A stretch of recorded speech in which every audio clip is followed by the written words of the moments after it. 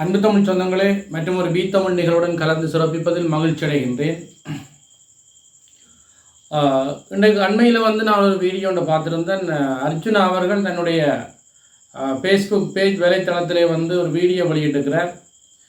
Chess போட்டி பாராளுமன்ற உறுப்பினர்களுக்கு இடையில் 225 பாராளுமன்ற உறுப்பினர்கள், இந்த பாராளுமன்ற உறுப்பினர்களுக்கு இடையிலே ஒரு செஸ் போட்டி ஒன்று நடக்கும். இந்த போட்டியில் அர்ஜுனா அவர்கள் வென்றிருக்கிறார், வின் பண்ணியிருக்கின்றார். ஆனால் இந்த செய்தியை சக்தி டிவி உட்பட ஏனைய ஊடகங்கள் பெரிதுபடுத்தாமல் அந்த போட்டியில் கலந்து கொண்டு வின் பண்ணின சிங்களவர்களைத்தான் செய்தியாக்கியிருக்கிறார்கள். இதில் இருந்து நாங்கள் ஒன்று புரிந்து கொள்ள முடியும் என்னென்றால், அர்ஜுனாவில் சரியான காழ்ப்புணர்ச்சியிலே இந்த ஊடகங்கள் இருக்கின்றது. மற்றது சக்தி டிவி தொடர்ச்சியாக தமிழ் மக்களுக்கு நியாயமான செய்திகளை வழங்குவதில்லை என்பது அனைவரும் அறிந்த ஒன்று. மறைந்த காலத்தில் இருந்து கட்சி ரீதியாக வகைபாவத்தை செய்கிறாது ஒரு பக்கம் இருக்க, அதுக்குள்ள சக்தி டிவிக்கென்ற ஒரு தனி அரசியல் இருக்குது. ஆகவே இந்த சக்தி டிவி உட்பட ஏனைய ஊடகங்கள் அர்ஜுனாவை வெளிப்படுத்தணும் என்று அர்ஜுனா நினைப்பது தவறு. அது சிங்களவர்களுக்கு சார்பாகவும் முதலாளிகளுக்கு சார்பாக தான் இயங்கும்.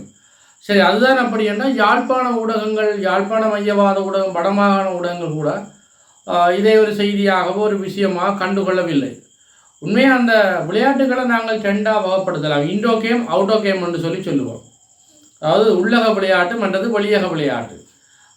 வெளியக விளையாட்டு என்று சொல்லும் பொழுது இப்போ ஃபுட்பால், கிரிக்கெட் மேட்செல்லாம் வெளியக விளையாட்டு எடுத்துக்கொள்ளலாம். இந்த செஸ் விளையாடுறதெல்லாம் ரூமுக்குள்ளே ஒரு குறிப்பிட்ட ஏரியாவுக்குள்ளே விளையாடுறது. இப்போ அர்ஜுனா அவர்கள் அண்மையில் ஒரு குறிப்பிட்ட காலத்துக்கு முதல் அவருடைய தங்கத்தை யாரோ கலைச்சதுன்னு சொல்லி திருத்தி அடித்தவர். அதுவும் ஒரு விளையாட்டு தான். அது ஒரு வகையான விளையாட்டு தான். கராட்டியும் ஒரு விளையாட்டு தானே, ஒரு கலை தானே. சரி, எங்களுக்கு அது பிடிக்கல, அப்படி இப்படி அவர் கலைக்கிறார், அது கலைக்கிறான்னு யோசித்தோம். சரி, அந்த மனுஷன் ரூமுக்குள்ளே விளையாடுற உள்ளக விளையாட்டு விளையாடுறார். ஏன் நீங்கள் அதை ஒரு வாழ்த்த முடியாது, ஒரு செய்தியாக்க முடியாது? செய்தி என்றால் என்னென்னா, தனிப்பட்ட நபர்களினுடைய விருப்பு வெறுப்புகள் தவிர்ந்தால் ஒரு பொதுவான விடயமாகத்தான் இந்த ஊடகங்களை நாங்கள் வெளிப்படுத்தி கொண்டிருக்கணுமே தவிர, ஒரு மனிதனில் உள்ள காழ்ப்புணர்ச்சி பொறாமை காரணமாக இதை உடைச்சு அதை அடித்து இதை மறைச்சு அப்படி செய்திகளை நாங்கள் ஒரு நாள் என்ன விடாமல் வெளிப்படுத்தக்கூடாது. இப்போ நான் இப்படி சொல்லக்குள்ள சிலர் எனக்கு செம்பு கம்பன்னு சொல்லலாம், ஏற்கனவே எனக்கு சொல்லியிருக்கிறார்கள். ஆனால் நான் என்ன சொல்கிறேன்னு சொன்னால், இந்த கருணாவினுடைய விளையாட்டை விடவா அர்ஜுனா விளையாடுகிறார்? அல்லது பிள்ளையாண்ட விளையாட்டை விடவா அர்ஜுனா விளையாடுறார்? அல்லது டக்ளஸின் விளையாட்டை விடவா அர்ஜுனா விளையாடுறார்? நாங்கள் ஒரு அரசியல் வெளிப்பாட்டு ரீதியாகத்தான் வகைப்படுத்தி கொண்டு வரும் பொழுது இந்த 3 நபர்களையும் விட அர்ஜுனா ஒன்றும் பாரதூரம் ஒன்றும் செய்துவிடவில்லை. ஆகவே செஸ் போட்டியில் விளையாடுறவர் யாருன்னா ஒரு கொஞ்சம் இன்டெலிஜென்ட் கூடினாக்கள்லாம் விளையாடுவார். அர்ஜுனாவுக்கு இயல்பிலேயே இன்டெலிஜென்ட் கூட, அது எல்லாரும் அறிந்த ஒரு உண்மை. அவருக்கு விமர்சனங்கள் இருந்தாலும் சர்ச்சைகள் இருந்தாலும் கூட, அவர் அப்படி எப்படி கைக்கிறான் இருந்தாலும் கூட, அவருடைய அந்த பேச்சு தொனி, பேச்சு ஸ்டைல், மூச்சு விடாமல் அவர் எந்த ஒரு விடயத்தையும் சரளமாக பேசுகிற அந்த தன்மையை அவருக்கு ஈக்குவலாக, அவருக்கு சமாந்தரமாக சிங்கள அரசியல்வாதிகளோ தமிழ் அரசியல்வாதிகளோ அல்லது முஸ்லீம் அரசியல்வாதிகளோ கூட அந்த இடத்தை பிடித்ததாக எனக்கு தெரியவில்லை. ஆகவே ஒரு மனிதனுடைய மைனஸை நாங்கள் சொல்லி விமர்சனம் செய்வது ஒரு பக்கம் இருந்தால், அவருடைய பிளஸையும் தானே சொல்ல வேணும். அப்போ அந்த அடிப்படையில் அர்ஜுனா அவர்களுக்கு பி தமிழ் சார்பாக எங்களுடைய வாழ்த்துக்களை தெரிவித்துக் கொள்கிறோம். நீங்கள் நல்லா செஸ் விளையாடுவீர்கள். அந்த விளையாட்டிலே உங்களுடைய வெற்றி, உங்களுடைய இன்டெலிஜென்ஸை நாங்கள் அறிந்திருக்கின்றோம். அதுபோல வரப்போகிற அரசியலில் உங்களுடைய விளையாட்டுகள் எப்படி இருக்க போகுது என்பதையும் நாங்கள் எதிர்பார்க்கின்றோம்.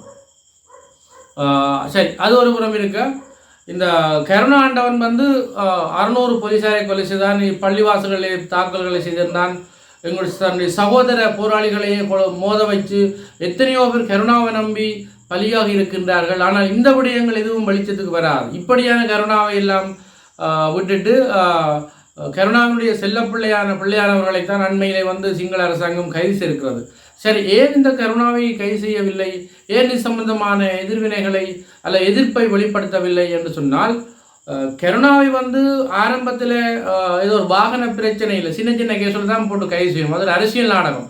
வாகன பிரச்சனை கைது செய்யும் பொழுது ஒற்ற மனிதன், ஒரு தமிழன் கூட அதுக்கு எதிரான, அதுக்கு இரங்கலை தெரிவித்து ஆர்ப்பாட்டங்களை தெரிவித்து தன்னுடைய கருணாவை கை செய்யக்கூடாது என்று சொல்லி ஒற்றை தமிழன் கூட ஒரு தமிழ் அரசியல்வாதிகளுடைய சிங்களவனதிரி அரசியல்வாதிகள் கூட கருத்தை வெளிப்படுத்தவில்லை என்றால் ஒட்டுமொத்தமாக கருணாவை வந்து ஈழத்தமிழர் மாத்திரமில்லை உலகத் தமிழர்களும் வெறுக்கின்றார்கள். அதே நேரம் சிங்களோட தெரியக்கூடிய ஒட்டுக்குழுவான அரசியல்வாதிகள் கூட கருணாவை வெறுக்கினோம். இப்போ இவரை நம்பி வீடுகளில் கூட கூட்டிகிட்டு போயிடலாம் ஏன்னா அங்கேயும் முறை ஒரு துரோகத்துக்கு வருவான்னு சொல்லி வெறுக்கின்றார்கள்.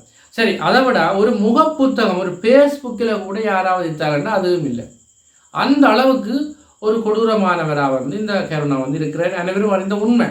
சரி, அது ஒரு புறம் இருக்க கருணா கைது செய்த பொழுது கருணாவுக்கு சப்போர்ட்டாக யார் வந்து இருந்ததுன்னு சொன்னால் சிங்கள அமைச்சர்கள் சிங்கள அரசியல்வாதிகள் தான். அதேமாதிரி சிங்களத்தில் கொஞ்சம் மக்கள் தான் ஒரு சில குறிப்பிட்ட நபர்கள் தான் குரல் கொடுத்திருந்தார்கள் அவரை கைது செய்யக்கூடாது. ஏன் கைது செய்யக்கூடாது என்று சொன்னால் அவர் ஒரு சிங்கள காவலன் என்ற அடிப்படையிலே தான் அவர்கள் அதை சொன்னார்கள். அதாவது இன்று சிங்கள தேசம் வந்து விடுதலை புலிகளுக்கு எதிரான போரில் வெல்வதற்கு காட்டி கொடுத்தான் கூட்டி கொடுத்தான் அந்த அணியினரிலே மிகவும் முதன்மையான இடத்தை பெறுவோர் கருணா, எனவே அவர்களை கைது செய்யக்கூடாதுன்னு சொல்லி சிங்கள அரசாங்கம் கொடி பிடித்து இருந்தது. சரிதானே? இது எல்லாரும் அறிஞ்ச உண்மை. அவங்க புதுப்பிக்க வேண்டிய தேவை இருக்கும். ஒரு சிங்களவர்களில் ஒரு வரலாறு இருக்குது, எனக்கு அது பேர் மறந்த உடனே யாராவது தெரிஞ்சா சொல்லுங்கள். ஒருத்தன் வந்து 1000 பேற்ற விரலை வட்டி மாலை போடுவான். அது 999 பேற்ற விரலை வட்டிட்டானா இன்னொரு ஆள் விரலை வட்டை தேடி கொண்டு போய்க்கலாம். அவன் புத்தரை சந்திக்க கொண்டு தான் புத்தரை சந்தித்து புத்தர்கிட்ட போதனையால் அவர் திருந்தி இருக்கிறார் அவன்னு சொல்லி ஏதோ ஒரு கதை ஒன்று இருக்குது. அது உண்மையோ பொய்யோ ஒரு கதை ஒன்று இருக்குது. அதுபோல் இந்த சிங்கள மக்களும் தமிழ் மக்களுக்கும் இடையில் போராட்டத்தில் வன்முறைகள் எல்லாம் படித்தது. ஆகவே அந்த வன்முறைகளை எல்லாம் இல்லாமல் செய்து புத்தகமான அந்த விரலை வட்டினவன் சந்தித்தது போல இவ்வளோ பேரையும் கொலை செய்த கருணா அவர்கள் சந்தித்த ஒரு காவலனாக திகழ்கிறார் என்று சொல்லி யாரோ ஒரு சிங்கள அமைச்சர் பேசின ஞாபகம் இருக்கின்றது. ஆகவே பாருங்கள் அன்பு தமிழ் சொந்தங்களே, மிகப்பெரிய கொடூரமான வரலாற்றுடன் கொண்டே ஒப்பிடக்கூடியவனாக சிங்கள மக்களே ஒப்பிடக்கூடியவனாக இந்த கருணா இருக்கிறார். ஒரு நாங்கள் சொன்னால் இந்த பண்டார வன்னியனுக்கு ஒரு காக்க வன்னியன் என்று சொல்வார்கள். அதுபோல் தலைவருக்கு வந்து இவன் கருணா இருக்கிறான். அப்போ இப்படியான துரோகிகள் எல்லாம் நாங்கள் இன்றும் வந்து வெளியால் சமுதாயத்தில் விட்டிருக்கின்றோம். கொலையை கற்பழி பண்ணுறது அது எக்கச்சக்கம் ஏராளம்.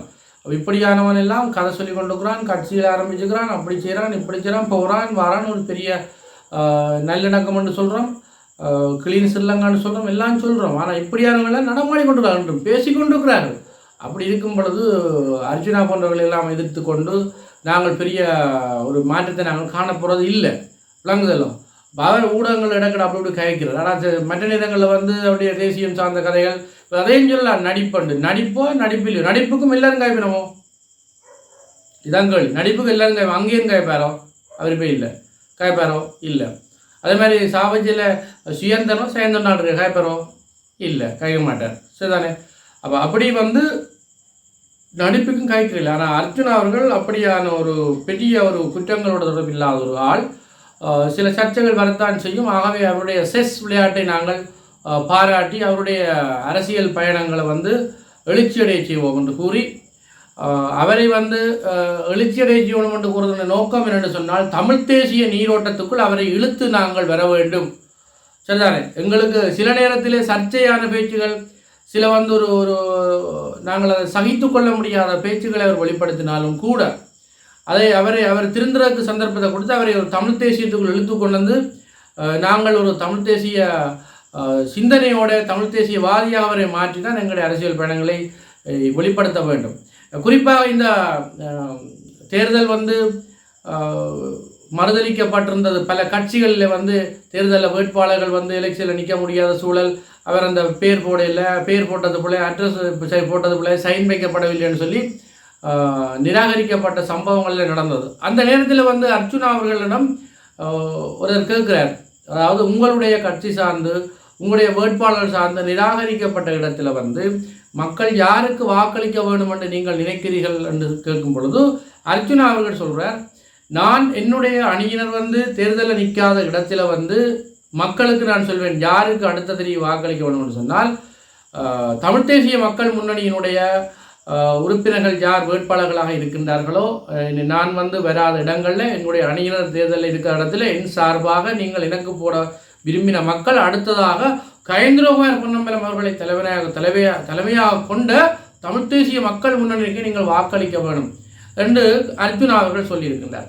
அப்போ நாங்கள் ஒரு பக்கத்தில் வந்து அவர் அப்படி கேட்குறார் இப்படி கேட்குறார் பிள்ளையான்னு சொன்னாலும் கூட சரி, அவர் தமிழ் தேசியம் ஒன்று இல்லை, அவர் நடிக்கிறார், பொய் சொல்கிறார், அவர் அப்படி கேட்குறார் இப்படின்னு சொன்னாலும் கூட கயேந்திரகுமார் பொன்னம்பலம் அவர்களின் மீது மக்கள் என்ன தவறை சொல்ல போகிறார்கள்?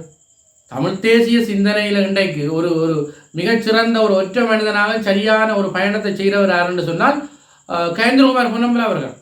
இன்றைக்கு அரசியல்வாதிகள் இருக்கக்கூடிய பார்லமெண்ட் உறுப்பினர்களாக இருக்கலாம், கட்சி தலைவர்களாக இருக்கலாம், அல்லது கட்சியினுடைய ஏனைய அங்கத்துவங்களை வகுப்புகளாக இருக்கலாம். எல்லாரையும் வச்சு ஒப்பிடும் பொழுது கயேந்திரகுமார் பொன்னம்பலம் அவர்கள் தான் மிகச்சிறந்த ஒரு தேசியம், தமிழ் தேசியத்தில் வந்து சுத்தமாக பயணிஞ்சு கொள்ள இருக்கிறார். ஆகவே அர்ச்சுனாவுடைய கூர்மையான பார்வை, இன்டெலிஜென்ட் பார்வை பாருங்க. அப்படி என்றால் தனக்கு வாக்களிக்காதவர்கள் தமிழ் தேசிய மக்கள் முன்னணியின் கயேந்திரகுமார் பொன்னம்பலம் அவர்களுடைய சைக்கிள் சின்னத்துக்கு வாக்களிங்கள்னு சொல்லி அவர் ஊடகங்களுக்கு சொல்லி இருக்கின்றார்.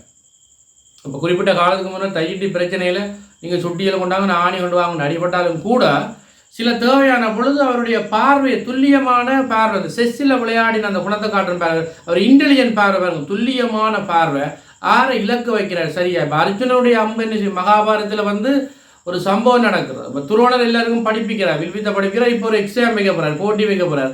அப்போ அந்த மரத்தில் உள்ள மாங்கனியை தான் நீங்கள் விழுத்தவணும், சரியா என்று சொல்லி போட்டு எல்லாரையும் கூப்பிட்டுக்கிறார். அடே இஞ்சி வா பீமன், உனக்கு என்ன தெரியுதுன்னா பீமன் சொல்லுவான், எனக்கு இதில் மாங்கனி தெரியுது, பிஞ்சு தெரியுது, பழம் தெரியுது, இலை தெரியுது, அது தெரியுது, எல்லாம் தெரியுது, எல்லா மாம்பழத்தையும் தின்னணும் போல நடக்கணும். சரி நீ போயிட்டு வா. துரிய உனக்கு என்ன தெரியுது? எனக்கு எல்லாம் தெரியுது, எனக்கு எல்லாம் தெரியுது. ஒரு அலட்சியமான பதில், சரிதானே? சரி நீயும் போயிட்டு வா. தர்மனிஞ்ச வா, நீ இங்கே வா. உனக்கு என்ன தெரியுது? எனக்கு அந்த மாங்கனி தெரியுது. அந்த மாங்கனி விழுந்தால் கீழே வந்து ஒரு புத்து இருக்கும், புத்தில் மாங்கனி விழுந்தால் அதுக்குள்ள அந்த எறும்புகள் மாங்கனி விழுந்து செத்து போடும். எனக்கு அந்த அதெல்லாம் சாகக்கூடாது. என்ன அவனுடைய பாரமுள்ள ஞானமும் அறமும் கலந்துருக்கு. அர்ஜுனன் நீ வா, உனக்கு என்ன தெரியுது?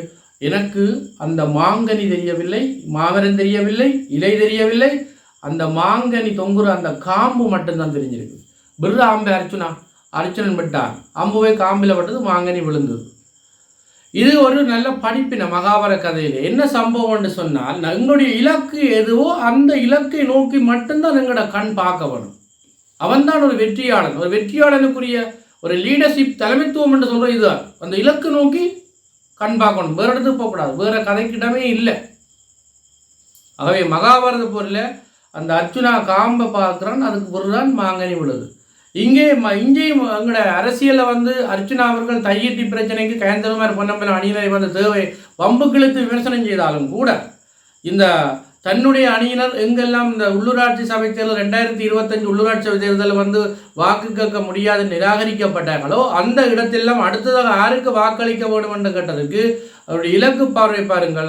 கயேந்திரகுமார் பொன்னம்பலம் அவர்களினுடைய அணியினரை காட்டி சைக்கிள் கட்சிக்கு கயேந்திரகுமார் அவர்களுக்கு போடுங்கள். கயேந்திரகுமார் இஸ் அ ஜென்டில்மேன் என்று அவர் சொல்லியிருக்கிறார் அர்ஜுனா அவர்கள். பார்லமெண்ட்டில் இருக்கக்குள்ள அவற்றை சப்பத்துக்காலம் 2 சப்பத்துக்காலம் பக்கத்தில் முட்டுப்படும். பக்கத்தில் அந்த மனுஷன் ஒரு வார்த்தை, ஒரு தேவையில்லை வார்த்தையெல்லாம் கதைக்க மாட்டார். ஒரு பெரிய ஒரு ஜென்டில்மேன் டைப் தான் அவர் படித்த மனுஷன், சரியான தேசியத்தோட பயணிக்கிறார், அவர் அப்படிதான் இருக்கிறார்னு சொல்லி அர்ஜுனா சொல்லியிருக்கிறார். அப்போ 1000 விமர்சனம், நேற்று விமர்சனம் இன்றைக்கு சரியாக சொல்கிறார். என்னென்றால் பார்லமெண்ட்டில் போய் அப்படி கழிச்சு போட்டு இப்போ இங்கே வந்து சனத்தை பேய் காட்டுறதுன்றது எண்டக்கூடியவர்கள் அல்லது தமிழ் மக்களுக்கு துரோகம் செய்யக்கூடியவர்கள், தமிழ் மக்களை போராட்டத்தை காட்டி கொடுக்கக்கூடியவர்கள், தமிழ் மக்களை கொண்டவர்கள், கயவர்களோட சேர்ந்து ஒட்டுக்குழு வேலை பார்த்தவர்களை விட அர்ஜுனா இந்த இடங்களில் எல்லாம் உயர்ந்து நிற்கின்றார் என்பதை வெளிப்படையான ஊடக உண்மை. அந்த அடிப்படையில் தான் நான் காட்சி கொண்டுக்கிறேன். ஆகவே தமிழ் தேசியத்தில் பற்றுக்கொள்ளக்கூடியவர்களுக்கு இந்த விடயத்தை தொட்டு நான் சொல்கிறேன்.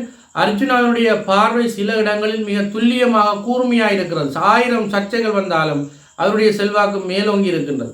ஆகவே ஒட்டுக்குழு போன்றவர்கள், ஜேவிபி போன்றவர்கள் எல்லாம் அழிக்கப்பட வேண்டும் என்றால் இப்படியான அர்ச்சுனாக்களினுடைய கண் வந்து மாங்கனி இல்லை, மாங்கனியின் காம்புகளை பார்க்க வேண்டும் என்பதும் அவருடைய வார்த்தைகள் கயேந்திரகுமாரை நோக்கி இருக்கும் பொழுது இந்த உள்ளூராட்சி சபை தேர்தலில் வந்து செஸ் விளையாடி எப்படி வந்தார் அர்ஜுனா, அதுபோல அர்ஜுனா அவர்கள் ஒரு பெரிய மாற்றை தருவார். அவர் யாரை தெரிவு செய்கிறார் என்றால் கயேந்திரகுமாரை. ஆகவே எல்லா கட்சிகளையும் விட கயேந்திரகுமார்களுக்கு வெற்றி பெற போகிற சந்தர்ப்பங்கள் நெருங்கி கொண்டிருப்பதை நாங்கள் அவதானிக்க முடிகிறது. அன்பு தமிழ் சொந்தங்களை பொறுத்திருந்து பார்ப்போம் என்ன நடக்கின்றது என்று. வீழ்வது யாராகினும் எழுவது தமிழாகட்டும். நன்றி, வணக்கம்.